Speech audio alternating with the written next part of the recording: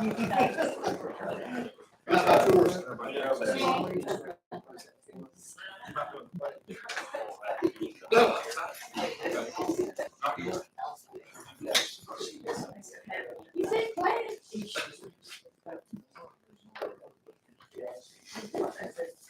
I call this Hildebran Town Council meeting to order.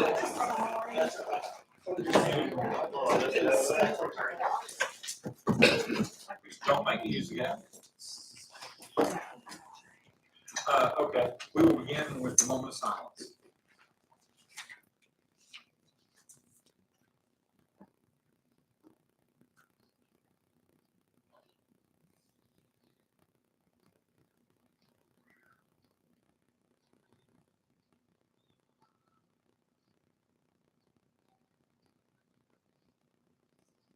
Thank you.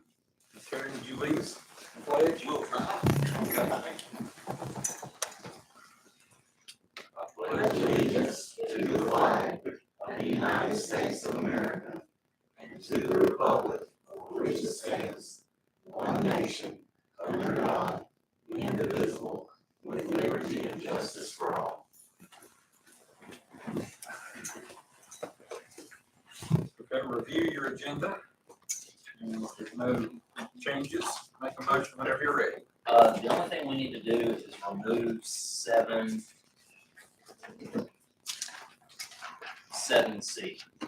Remove 7C. It's not ready for now. Other than that, Okay. we're good. Okay, remove 7C. Okay, I'll make a motion to accept the agenda. all in favor? Thank you. Okay, approval of the minutes. I believe we had different people here, so I have to do each of those individually.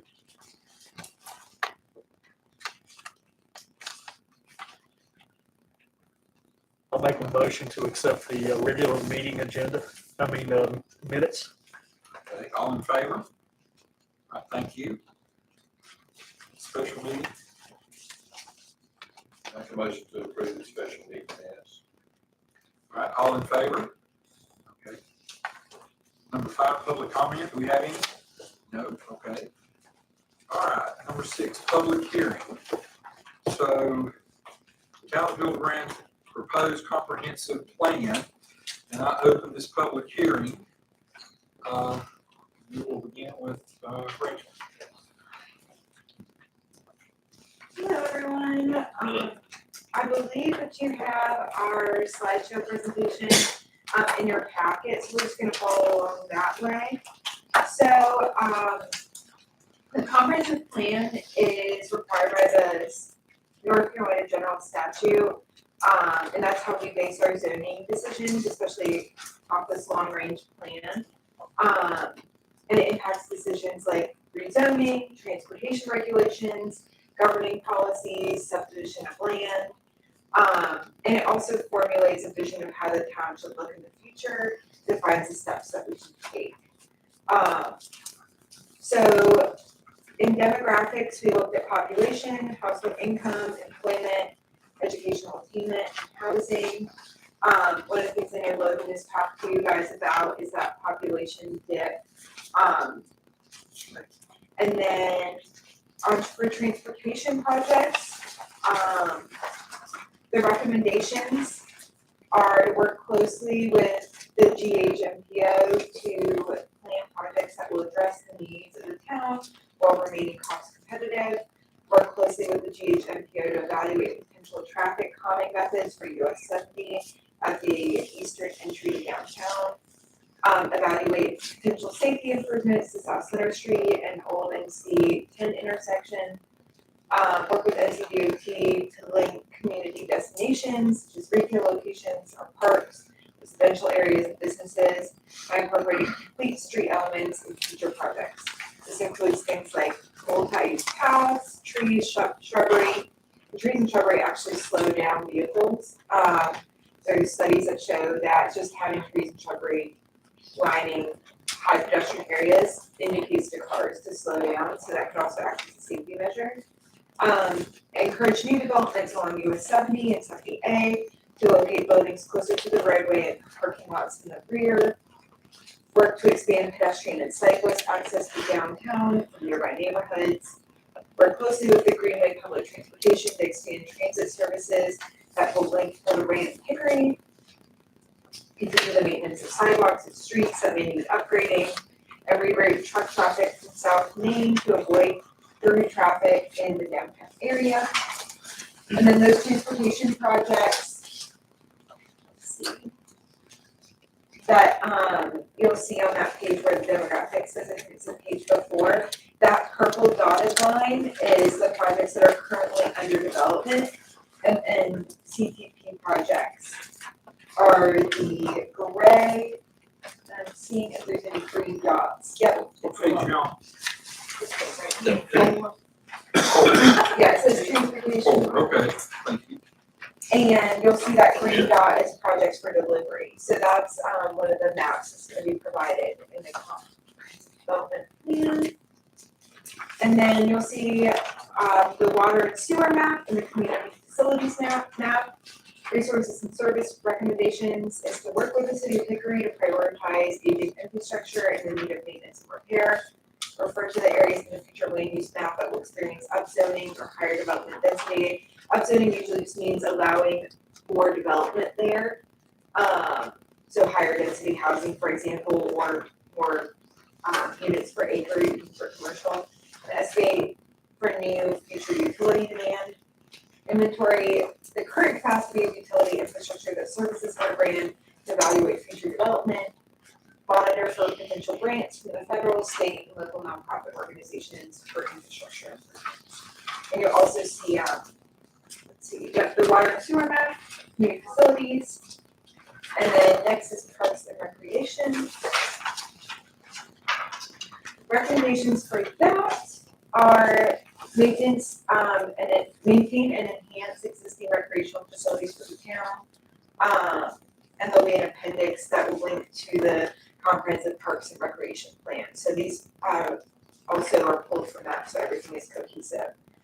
Pursuing grant opportunities, evaluating Royal Park amenities, renovate and enhance the Hildebran Gymnasium and Auditorium, then evaluating the town's current pedestrian and bicycle facilities.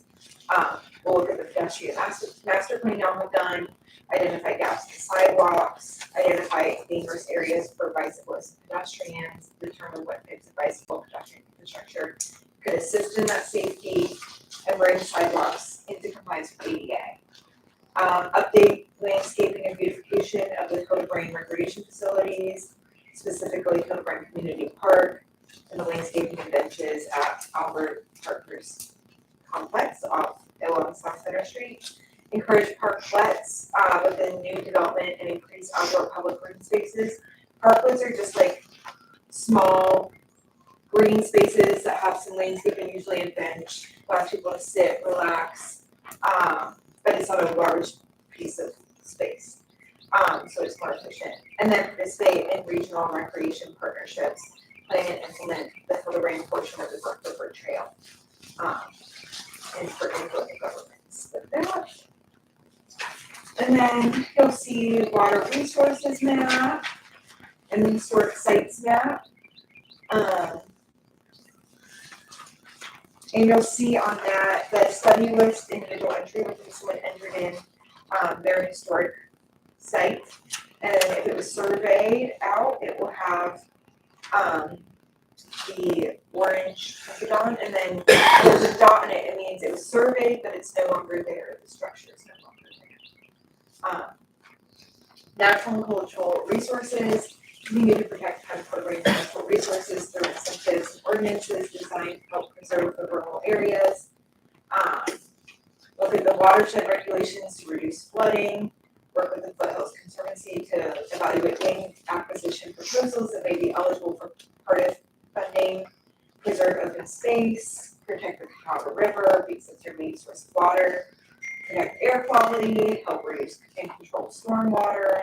You need to work with the Department of Water Quality to enforce stormwater controls, consider requirements limiting the clear cutting of trees during construction, or they have to replace them. Developers of residential subdivisions, multifamily, commercial, industrial development set aside 10% 10% of total land area as open space. Consider requiring developers to dedicate floodplain areas as open space. Protect the historic fabric of Hildebran through preservation and assigning important structures of historical value. So maintaining structures of value that are listed, determined eligible on that list of National Register of Historical Places, which you have a map of. Research the listing, the Hildebran Depot and Hildebran School building on the National Register of Historic Places.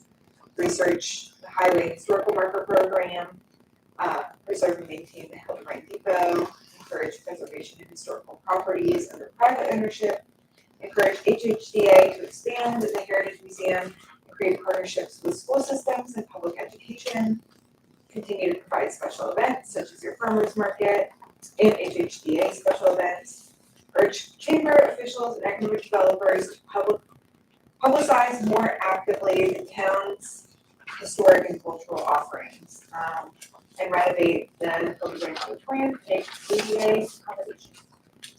And another thing to keep in mind is this comprehensive development plan will also be used in applying for grants. So there's a lot of language in there, future projects that might be in the works right now, and some broad language as well, but that assists grant applications, especially with those projects you're working on. And then in economic development, I put the top employers, so you can see that on that slide above. And then develop a marketing plan for the town of Hildebran to attract new development and visitors. Gather input from those outside Hildebran on how to expand visibility and awareness of the region and also to Hildebran. Provide various forms of outreach through social media and printed materials by your area. Continue partnerships with technical training institutes and community colleges. To promote programs that also support the needs within their local industries, businesses. Continue to promote Hildebran and partnering with local and the EDC. Increase diversity of Hildebran's tax base by encouraging young adults and an aging population to move to the area. Encourage the housing infrastructure for recruitment, recruit businesses that promote high quality of life experiences. A marketing strategy that targets Hildebran's attractions. Engage in strategic branding, place priority on investing in beautification, and develop strategies for encouraging retention and expansion of y'all's businesses. And then this is the final recommendations, and it's regarding land use. This is a big one. This is a lot of times we use and look at for rezonings and zoning text amendments. So you'll see that future land use map is a big one of what you'll look at. You'll notice the downtown overlay is new. And that residential could include, the orange is a higher density residential. And for industrial, new industrial sites should be located in buildings already zoned. Encourage the use of vacant industrial buildings rather than constructing new ones. Foster connections with existing potential industries, with technical training. For commercial, additional commercial development should occur as infill development where commercial use is already established. Low impact commercial uses such as neighborhood business should locate key intersections that serve residential uses. And then they list a couple of the areas that should be considered. Expand sidewalk to those neighborhood businesses and allow for mixed use for neighborhood businesses with the condition that open spaces are preserved. In our central business district, amend the zoning ordinance to allow mixed-use development within the central business district. Refer to the Hildebran pedestrian plan for right-of-ways and construction of sidewalks. Office and institutional uses should be located in the downtown area or along the main avenue where things are similar. With housing, multifamily uses should be close to downtown and should have access to major roads. Additional areas for multifamily residential should be established in the future land use map at the R10, which is that orange. Encourage development of various types of senior housing, such as independent and assisted, within walkable areas and have access to public transit. Sidewalks to connecting areas should be ADA accessible to them. And single family uses should be encouraged in areas zoned for residential, and where it already pre-exists. Consider adopting development ordinances that allow for conservation development subdivisions, building design guidelines and town aesthetics, evaluate existing building design guidelines as in our ordinance, determine if they are consistent with what you desire for the aesthetics to be. Develop and adopt design standard for mixed-use development. Consider installing art, signage, landscaping along your gateways, and other land use recommendations require developers of residential subdivisions, multifamily, basically all developments to construct sidewalks that provide fees in lieu of construction where the pedestrian plan says we need to have sidewalks. Require the dedication of land as recreational open space in the form of greenway corridors as a condition for special use permits for major subdivisions. And we'll look at the pedestrian plan of where those greenways would be recommended to make sure they give us access. Developers of residential subdivisions, basically all development as well, should be required to set aside 10% of their total land as open space. It should be publicly accessible and useful for recreation purposes. And consider requiring developers to dedicate floodplain areas as open space. Open space would be publicly accessible once again and allowable for passive recreation. And I know that was a lot, but I tried to get through all the big stuff and the recommendations. And I'm going to actually get here with COG as well, and we're more than happy to answer any questions you have or statements, concerns. Need some water now. I know, I'm by the end of it good. Roger. Does anyone have any questions? Is there any comment from the public? That's good. Okay. Here's no comment, or one comment. I will close this public hearing. And we will go on to 7, old business, 7A. Consider approval of the town of Hildebran proposed comprehensive plan. Make a motion to approve the town of Hildebran comprehensive plan. All right, any discussion? All in favor? All right, thank you. Okay. 7B, consider approval of resolution to apply for the NC Department of Commerce's Rural Transformation Grant Fund. Yeah, so the first thing I'll say is, like Rachel mentioned, some of the things in your comprehensive plan will lead to the ability to apply for grants. Some of the things mentioned in our comprehensive plan are the auditorium renovations and addressing the ADA deficiencies. But in terms of this particular resolution, so as we discussed during our last meeting and during our budget retreat, the Rural Transformation Grant is having a final round of applications for, they have 4 categories, but the ones that we kind of fit under are either downtown revitalization or the neighborhood resiliency projects. Staff has provided a resolution for your approval to submit an application in the amount of $550,000 to help fund renovations to the Hildebran Auditorium. Renovations include ADA ramp at the entrance, new seating, renovating the entrance restrooms, adding a sound and lighting area as well as a concession area, and then adding on an additional room in the back of the auditorium that would provide space for a green room, changing areas, and restrooms. So the COG is going to prepare our application materials, and then they will submit those by May 3rd. And then Bob will also be preparing a cost estimate or a cost opinion to go along with that. He's created our plan in terms of our floor plan for the renovations. So anyway, we'll have all those put together. So if council does want to apply for the grant funding, we will need to pass the ordinance that's attached. So we would need a motion vote to do that, but if you're good to go with it, this is what we talked about at the budget retreat and the last council.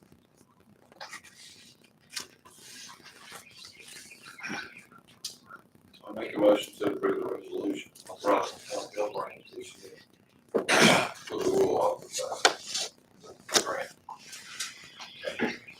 Any discussion? All in favor? Thank you.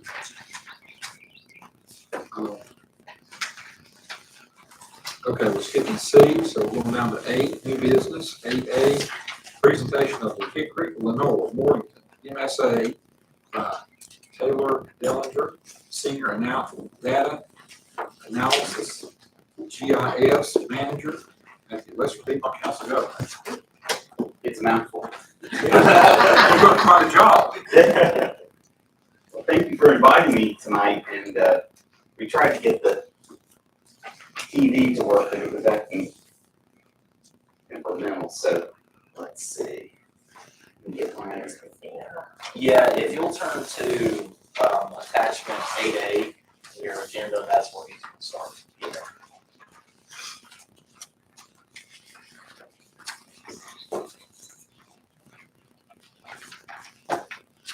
All right. Okay. We're going to look at 3 different topics tonight, and Rachel kind of already touched on a little bit with the population issue, so we're going to discuss that. We're going to look at some employment trends, and then we're going to finish up with housing. So it says Hickory MSA, but it's really going to be heavily Hildebran in focus. So if you go to the first chart, it's got that Hildebran population on it from 1980 to 2020. Now, normally, if I'm in front of a group, I usually ask quiz questions. So be ready. Okay. How many of you were living in the town in 1980? 1980. 80. Okay. How about 1990? Okay. 2000. Okay. And 2010. Okay. So what you have in front of you is kind of how the town has changed over the last 40 years. And I think that's important to really think about.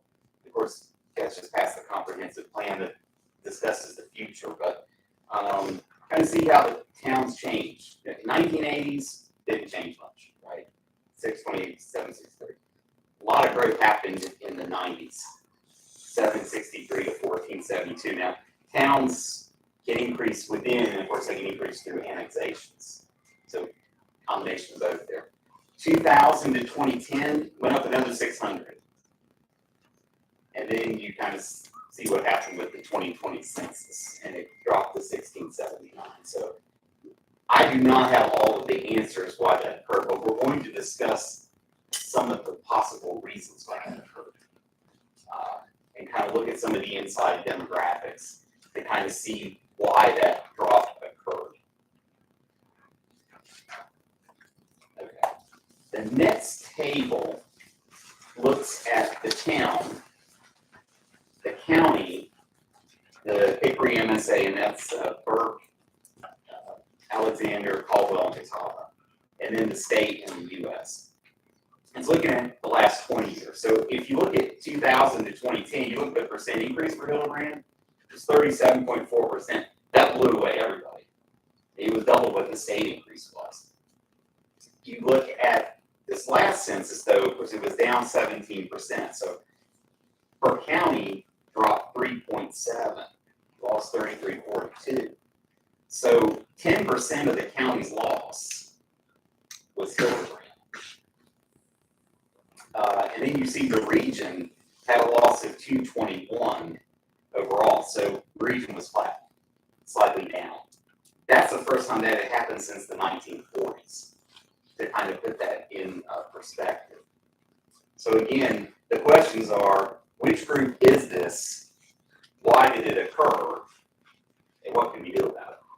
Because one thing you should have probably, nothing to think about what you can do about it.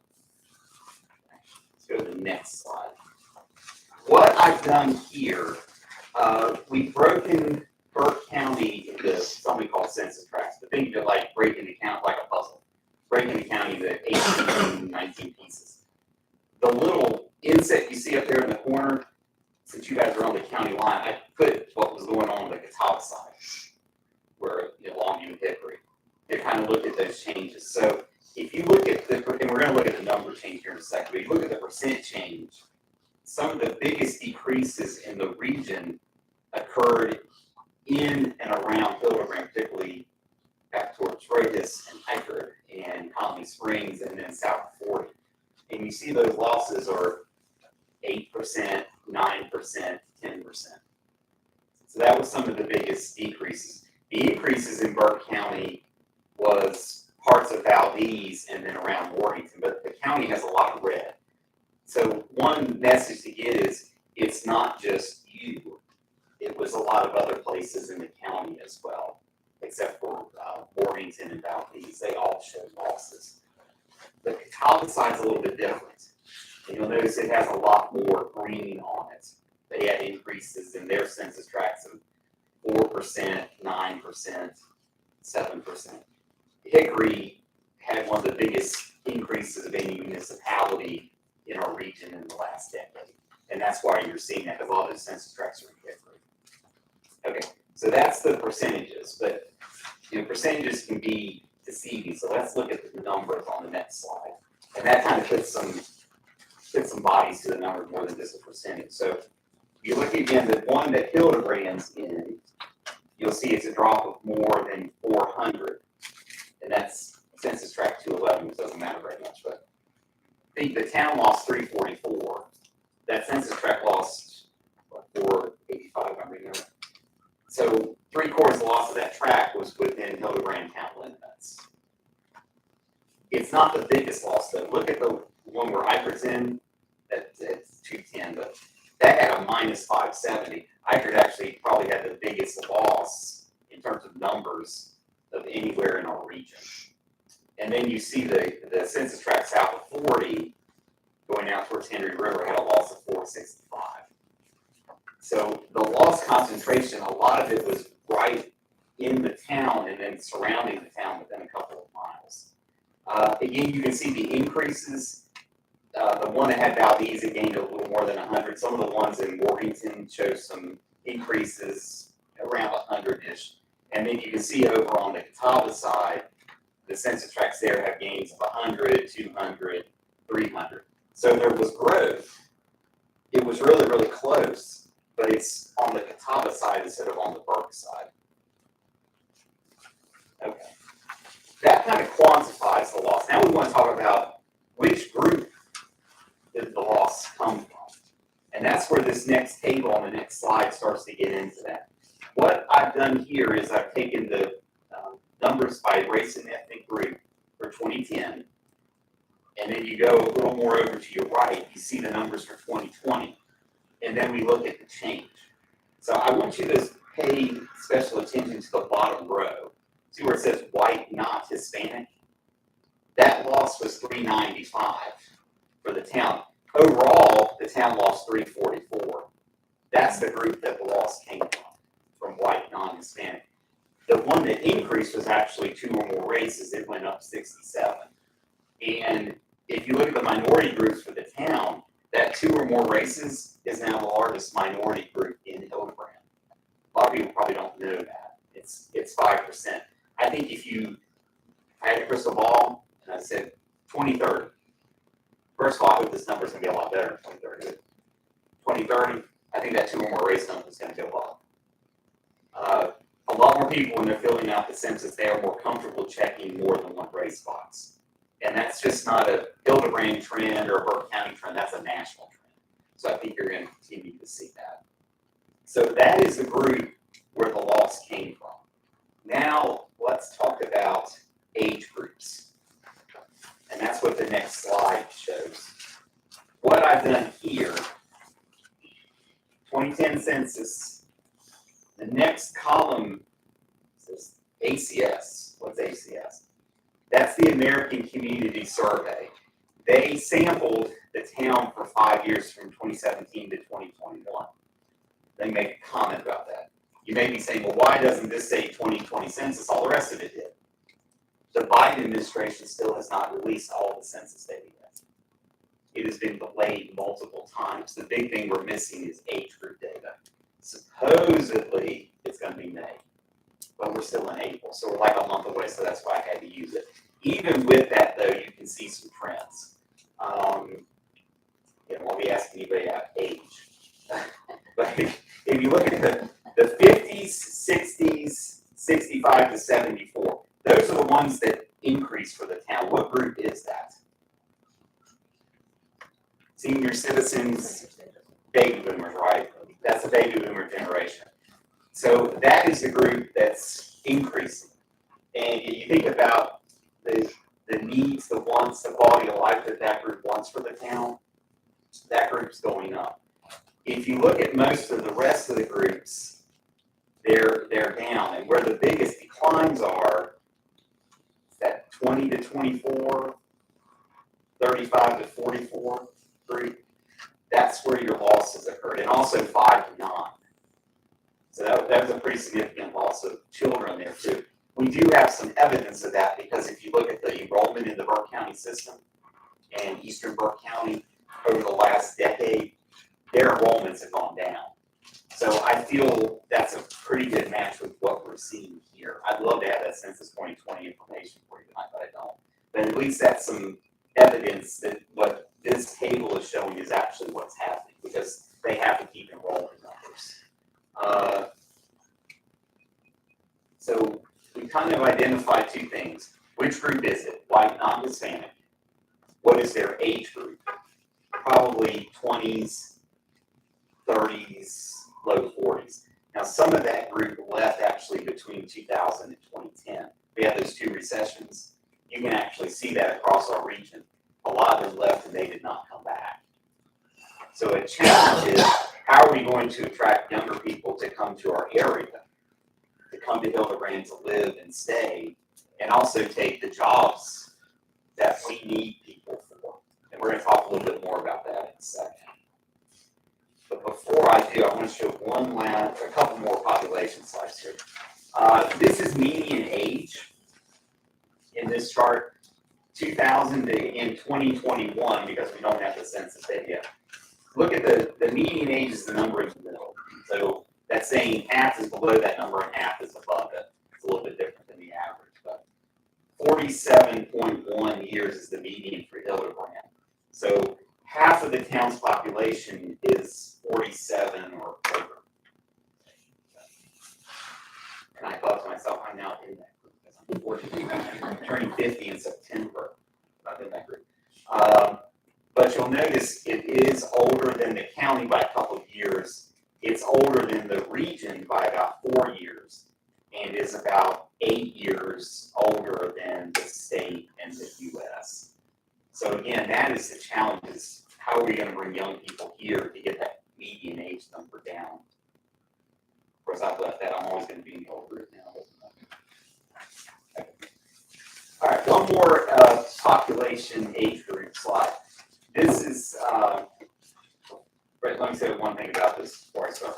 This is not Taylor's numbers.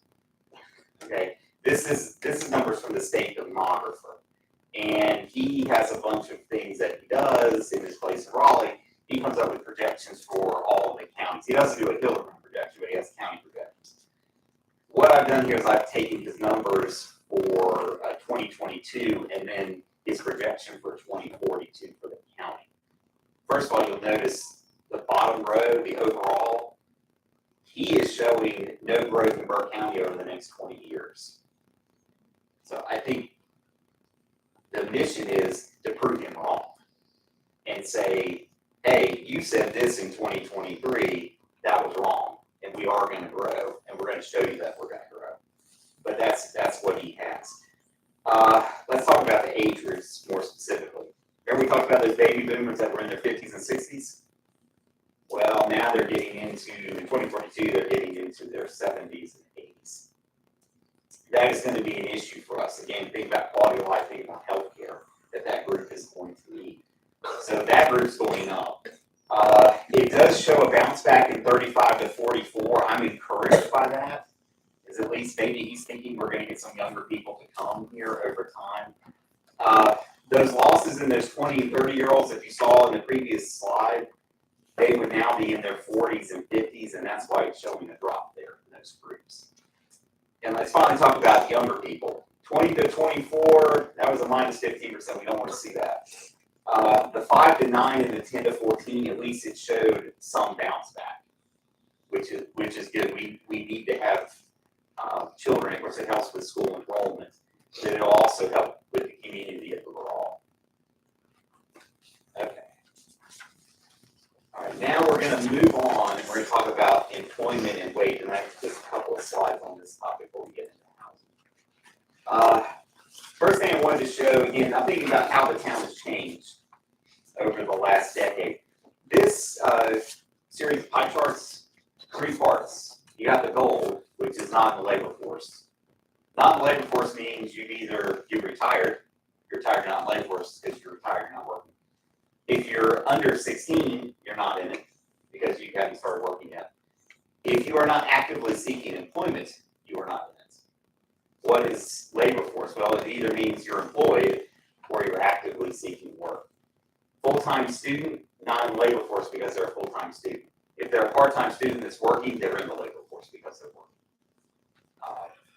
Person is at home playing video games all day, they're not actively seeking work, not in the labor force because they're not actively seeking work.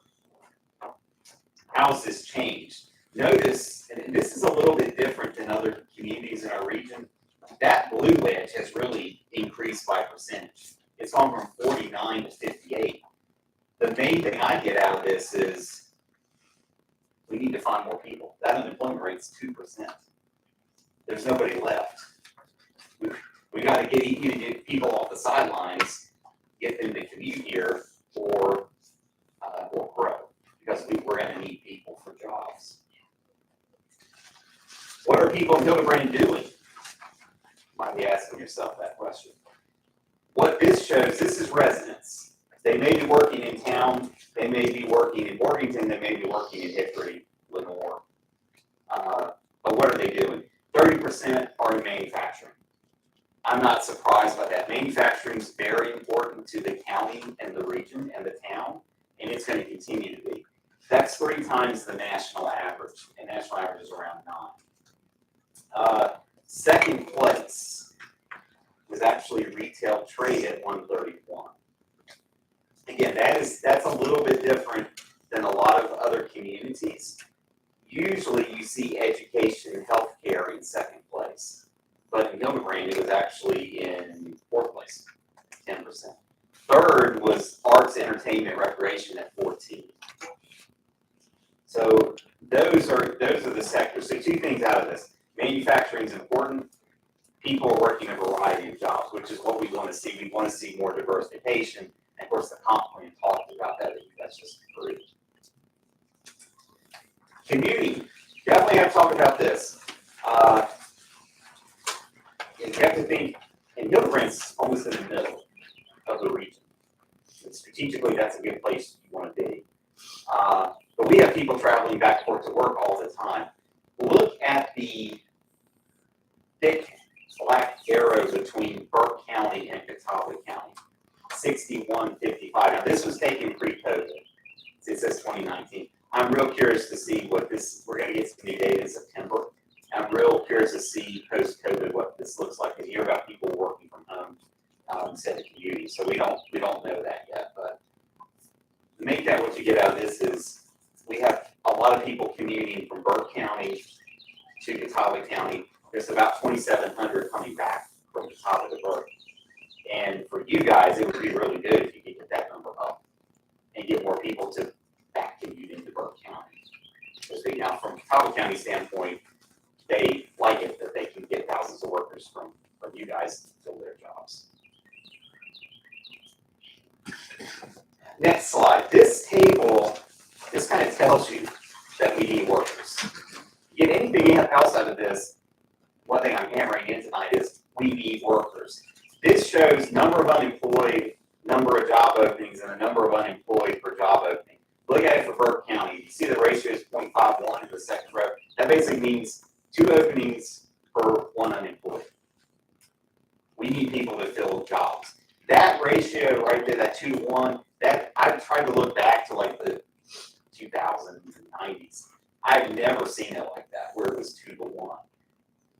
Remember we talked about Catawba County? They are at 3 to 1. You see why they want to take workers from here to fill their jobs. For the region overall, it was about 2 to 1. So however you look at it, everybody is trying to get workers from everybody else. So again, what can we do about it? You're either going to grab more commuters. Remember, Catawba wants them too. You're going to get probably retirees off the sidelines to work. We see some of that happening now, with economic conditions and inflation. Is that a long-term solution? Probably not. Or we're gonna have to grow our population, right, to fill those jobs. All right, last topic, let's talk about housing. This chart, again, we're kind of looking back at that 40 years. We're looking at housing units.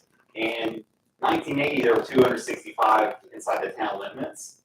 And a lot of the growth occurred in the 90s and the early 2000s. But the 2020 number is 773. So it's not a surprise, but one thing that tells me is the Census Bureau missed homes. There is absolutely no question of that. Because a town of Hildebran's size would not lose over 100 housing units in a decade. There's no way. So they clearly missed some. The timing was terrible with COVID. That really hurt because they might have been out doing more of that second county when the first people don't respond and they go out and they do more house collection. I think another thing that might have hurt was PO boxes. You get your mail primarily through a PO box and you don't get any at your address, you might not have heard about it. Particularly if you didn't have internet. You know, they allow people to do it online, but we know people don't have online access or it's extremely difficult. So I think those are some of the reasons why that housing unit count is down, but it's clearly wrong. There's no doubt about that. Again, it's not just you. There's other municipalities in our region. If you look at the 2020 housing count, it also shows a decline. So that doesn't help your situation, but it did happen to other municipalities in our region. If you build a housing problem, don't you also think the population, drop the population, is that not possible that it's wrong too? It's tied to it. So yes, there's clearly a relation. The question is the scale of it. So my guess is part of it, but not all of it. If they missed 100 homes, let's say 2 people per home will be conservative. So that's 200. Now it's not all of it, but what is that, more than half?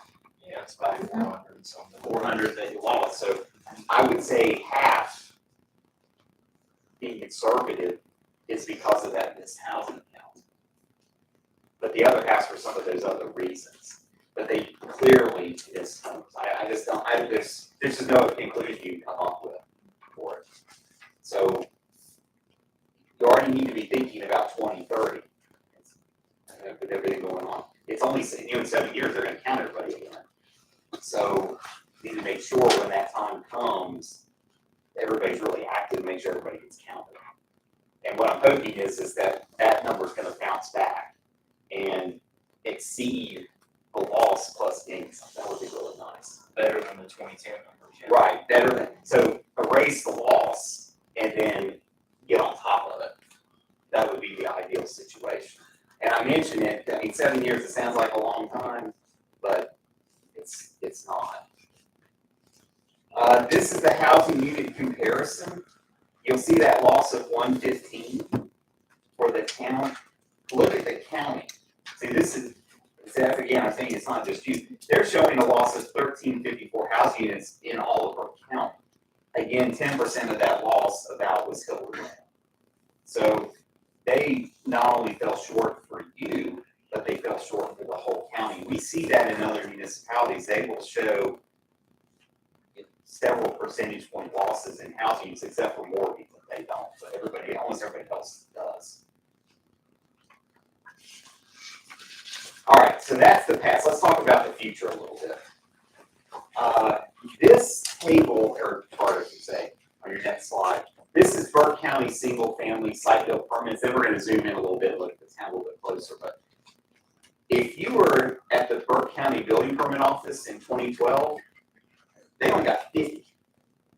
Remember we had all that housing bust and housing bubble, and I'm thinking about that because the news is talking about higher interest rates and how that's going to affect housing, that sort of thing.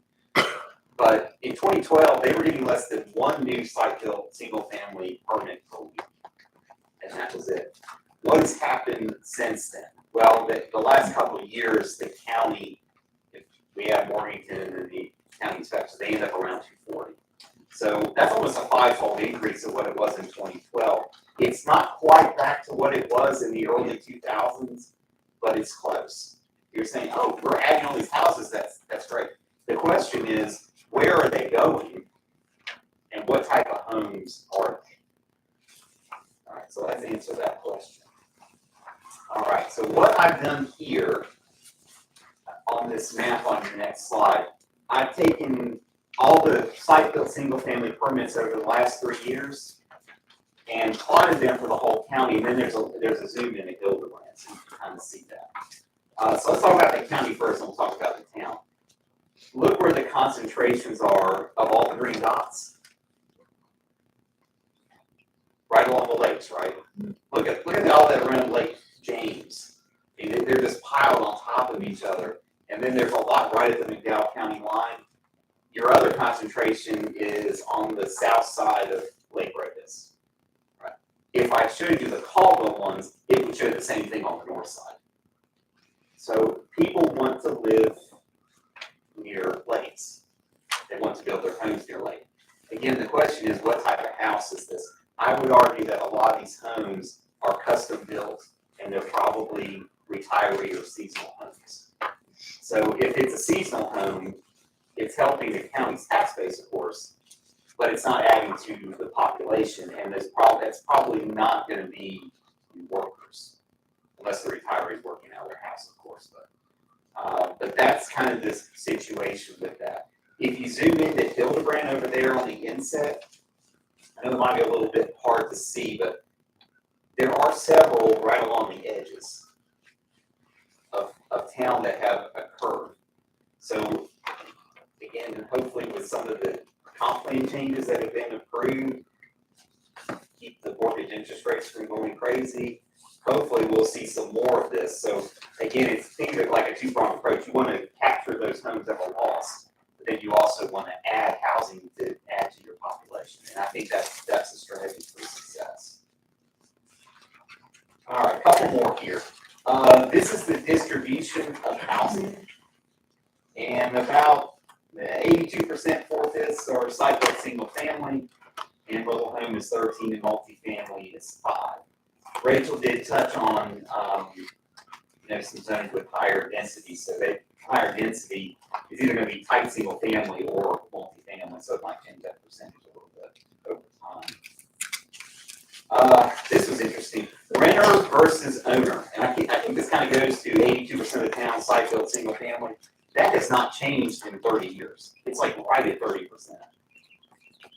I thought some other places you see a shift towards more renter, but it's about the same. Burke County's kind of the same too. It really hasn't changed. If you look at the state has actually increased with more renter. But Hildebran and Burke County in the region, other than Hickory, not so much. All right, and the last slide. This is the median value of owner-occupied units. Now, this is what people think their homes will worth. It's not what they get from the tax assessor. Okay, that's a totally different thing. This is what people thought their houses were worth when they filled this survey out a couple of years ago. You'll notice for the town, if you look at 2007-11 versus 17-21, the increase was 44.1%. So it went from 107, where it was less than the county and the region, to 155. It's now above the county and the region. I thought that was interesting. So I thought I would point that out. And that is my last slide. And Logan and I tried everything to get that home. Yeah, We had an army of people. We tried everything, but it didn't want to cooperate with us. So we had a backup. So we were good. I'm glad to take any questions. well, and I'll start by saying this, so when you talk about the 2010 numbers, we actually want to be growing by like 2% per year, just to meet the GDP and growth. So, you want to see 2% year over year from 2011 to 20. Kind of had that number, that would have been a nice number to be at this past census, not 400 people below it. Do we have any questions? I know it was a lot of numbers, so hopefully too many numbers, but I love numbers. I have to show numbers in now. But if you have any questions, you take a look at it. Have any questions? Contact Logan. You also know where I'm at the COG. I'll be glad to answer any questions that anybody has. And thank you for letting me come and talk some numbers tonight. Thank Thanks.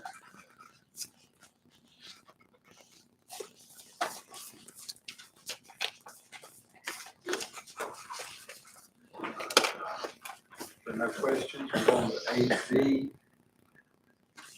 Consider approval of ordinance amending the schedule of fees and charges for the 2022-2023 facility rental fees.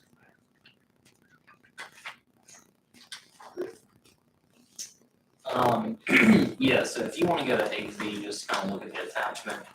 But essentially, the attached ordinance changes the schedule of fees to the amounts that we discussed during the budget retreat. And it would become, effective immediately. These fees also establish a daily, weekly, and monthly rate, for the auditorium, and it also rounds, all of the fees to a flat dollar amount, or we did have like a 50-cent number, just for easy math purposes. But yes, we would need a motion to vote by the council to change it. Yeah, I'll make a motion to amend the fees and charges for the year. All in favor? Thank you. 8C, consider approval of amendment to facility rental policy.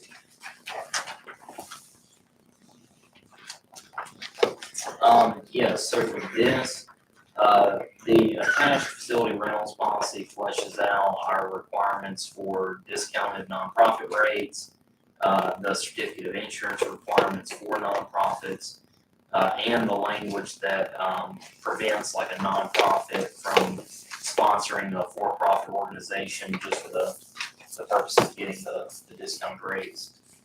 All the new language is in red, so if you do have questions, we can answer it. However, this is what we talked about at the budget retreat as well. So staff recommends approval, and we do need a motion to vote to pass. The only thing I did want to bring up, that the one negative, I didn't want to run into it later without talking about it now. At one point, we did have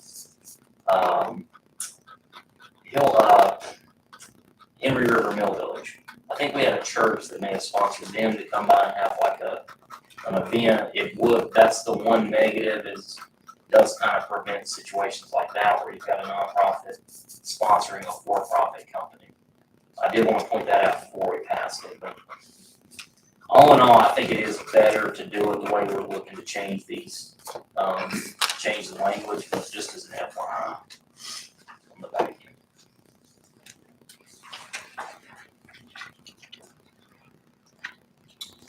I'll make a motion to approve the amendment to facility rental policy. All right, all in favor? Thank you. All right, 8D, April facilities report, that is in your packet. You got any comment on that? I do not. Okay. 8E, March tax report, which is in your packet. 8F is the deputy report. Right down to one page.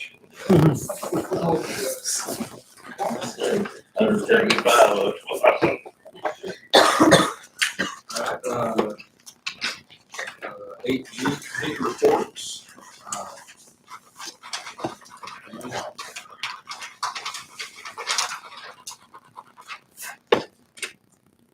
Technical coordinating committee. Yeah, so in relation to the presentation that Taylor just did, so, you know, it has kind of been talked about for a couple meetings that our population numbers in terms of transportation, it does affect that. So it does lower, for example, like your POW bill, the money you get for that. It can affect your your property tax, in terms of the number of people here, sales tax, if you got fewer people buying. Now, luckily on the sales tax side, now that may be due to inflation and the cost of things going up, but your sales tax has went up. generally every year of the last, 10 years, 12 years. It's pretty consistent. And like we discussed in the budget retreat, we think it's gonna be up another 5-6% this year. But one of the things I did want to mention is I did meet with, or talk with, Tim Anderson of NCDOT about the Exit 118 project. They had done a feasibility study to do the roundabout to keep Curly's Fish Camp Road open. Where they're at with that right now, so they are planning a roundabout, or they're discussing it. It would keep Curly's open. It also would not disturb anything to do with First Baptist Church, so it wouldn't disrupt it wouldn't take either of their buildings. It would possibly limit one of their current entrances. However, one of the things they're trying to do to address that is off the backside of the roundabout on Curly's, is they're trying to provide another secondary entrance off of Curly's, coming to the backside. So they are trying to address it. However, they haven't released all the details. It was just some minor stuff that I could get on the spot. They do anticipate releasing those details either sometime this week or next week. As an FYI, but that's all I got. So the roundabout's gonna be at the The- intersection where the stoplights at now. And it would take both of it would take the Shell station, but there's really no way to avoid that. I'm sure they'll go for it. I think it's 125% at the minimum of whatever the tax value is. Transportation Advisory Committee, I was named to attend there. West Virginia Council Government Policy Board. The meeting was March 28th. Went over the audit presentation for 2021-22 and had a presentation by Duke Energy on their efforts to make the grid more secure and reliable and decrease power outages.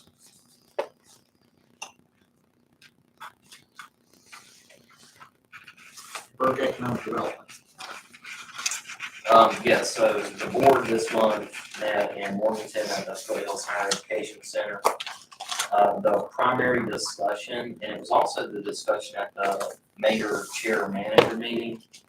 We're looking at a mega site on the western side of the state.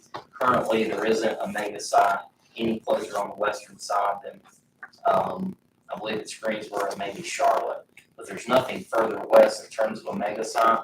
What a mega site is, it is a priority of the EDPNC, Economic Development Partnership in North Carolina. What they do is try to find, depending on what year or definition you read, but currently right now the definition is 1,000-acre site or greater for pad development, water and sewer locations, and then to do some type of development for manufacturing is generally the target. What we're hoping is that this 1,300-acre site that we do have in North Carolina on the western side is just off of exit 94. So it's on the western side of our county. But it's roughly 1,300 acres. I don't know the number of jobs it would be willing to create, but it's got a substantial draw to a number of people that could work there that's within a day's drive. You would have to get the legislature to work with you on that and approve it, along with the EDPNC.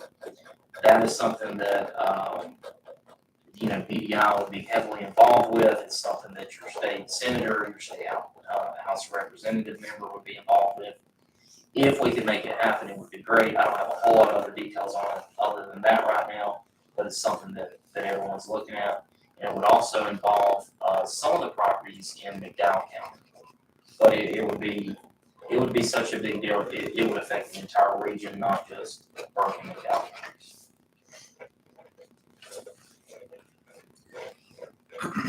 Recreation and Tourism, Nothing to report. Water Resource Committee, Nothing to report. Pettit, Betty met on March the 23rd at the Valley's Town Hall.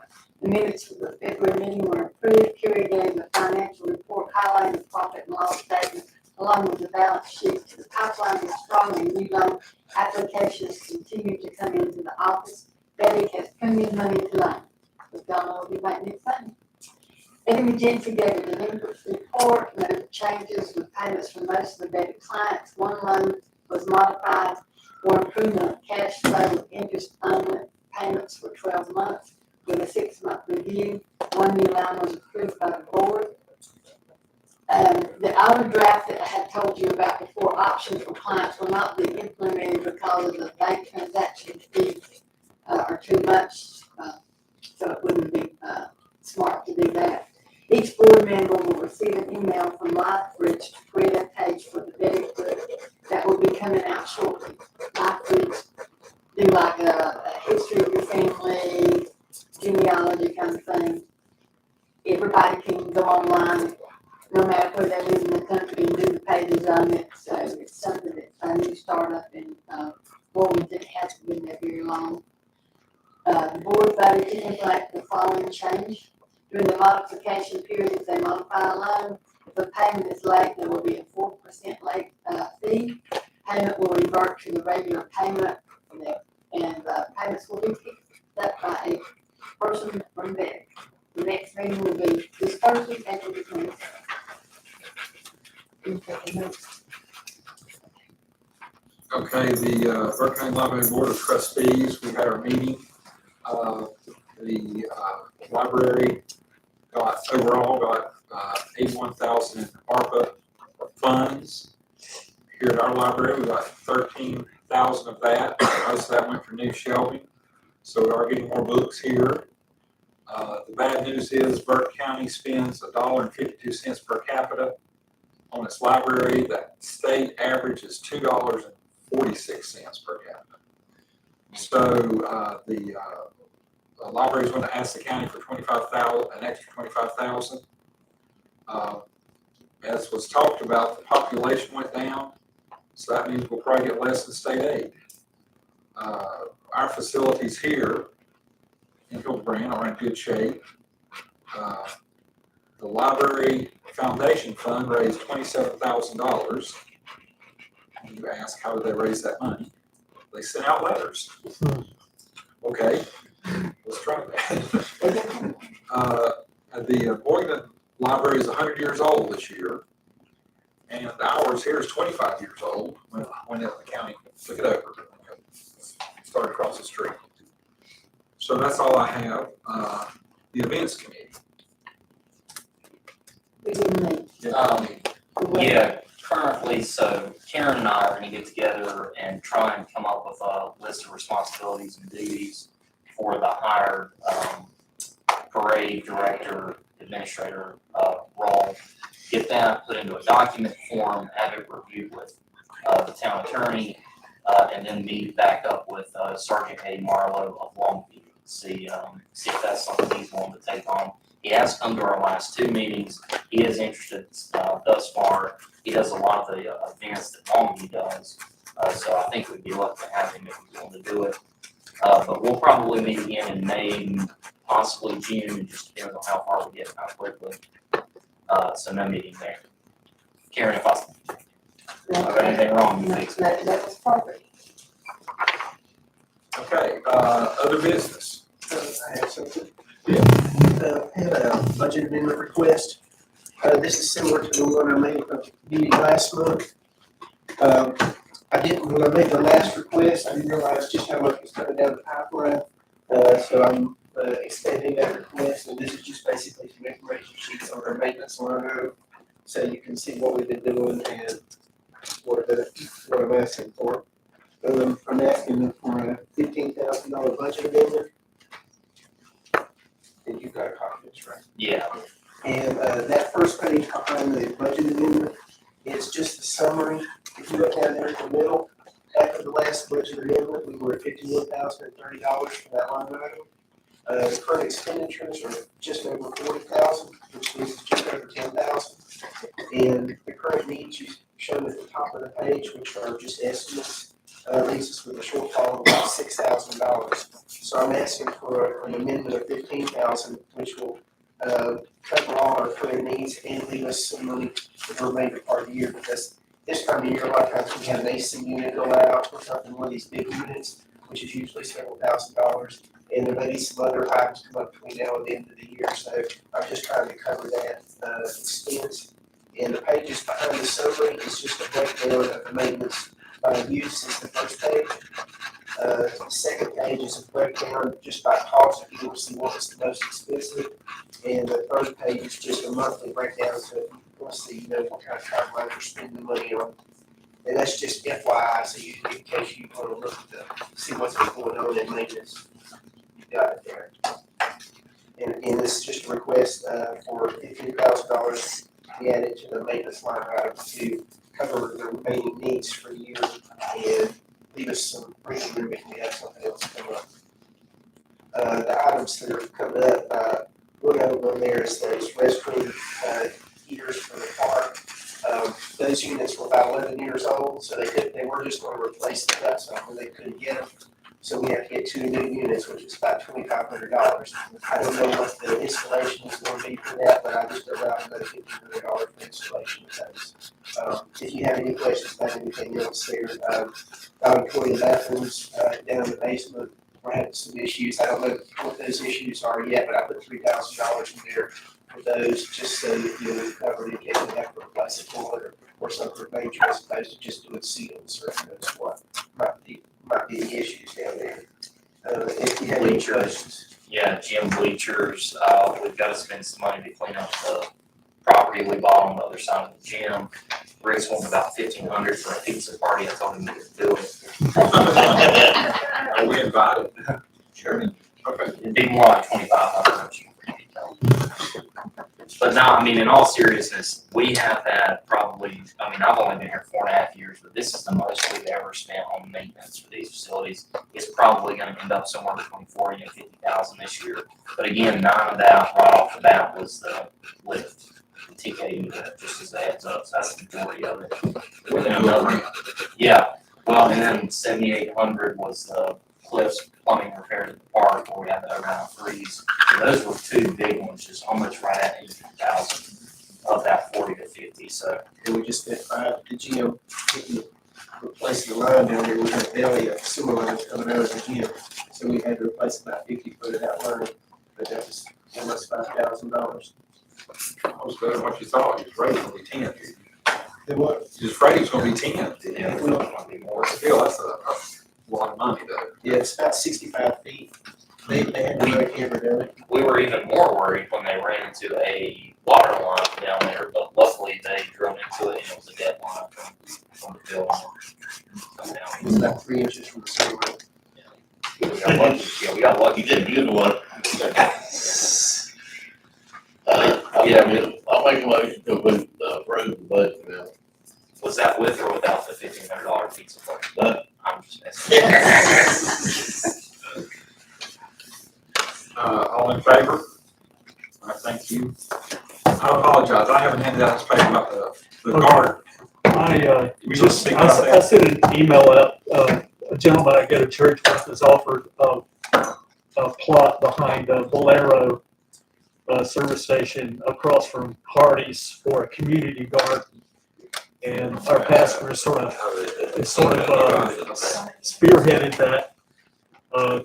SB Hardware is sponsoring some of it, giving some plants and stuff. I'd like us to sort of publicize it, maybe on the sign or in the newsletter to let people know. And the plan is any extra produce that's grown there, it's going to be donated to Christian Ministries. So if anybody's interested, let me know.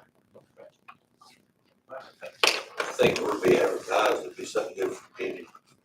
Put it on the We will on the billboards and all that, signs, I think it would be. And if it's a nonprofit thing too, we can put up Facebook advertisements. That's the other one. I like to make a suggestion, when you have this property cleaned up behind the gym, that bush that hangs out, or tree, or whatever you want to call it, hangs out over the sidewalk right there on the side of the gym, At the edge of the gym. that needs to go. Is that, can we just quick vote, council consensus, is that okay to do? Yeah. No objections, okay. Okay. Any other business? Any announcements? I do have one. So the Burt Chamber, couple things, so the staff there, they attended the Carolinas Association of Chamber Commerce Executives retreat for the year. There are a total of 641 total members, 7 new members in March, 26 renewals, and then some other stats that they gave out. They had 23 member meetings, 50 volunteer check-ins, 64 chamber check-ins, and then 40 total hours of staff training for the last month, for the month of March. They are also doing a litter sweep program, so if anyone wants to volunteer, I'll be doing that tomorrow with the chamber, tomorrow afternoon, as part of the board's responsibilities for the litter. But if anyone else wants to volunteer, I think they're doing it for at least a week or two. But we can check in with the chamber if you want to do, if you want to be part of that and want to join. And then the other thing is, they are hosting their 4th annual golf classic and ball draw, where they are giving away $5,000 to one winner. Yeah, they dropped a bunch of balls, whichever one lands in the hole, they're a winner of $5,000. It is going to be hosted at the Mimosa Hills Golf Club on May 25th at 9:50 a.m. We do have 10 tickets available at Town Hall. We've advertised those on Facebook, and they're $20 per ticket if you want to buy one at the Town Hall. That's all I got. Did you have something? I do, I told you about the annual book sale for the library. We had that, Thursday and Friday, we had a very good response. First time we had the book sale in 3 years. We sold, over $1,000 worth of memberships, and they said it was the biggest book sale we've ever had. So that was cool. Wow, it's an hour and it's less than 15 minutes. Oh, we want to hang around a little while longer? You want a motion? Yes. I'll make the motion. All right, all in favor? Thank you.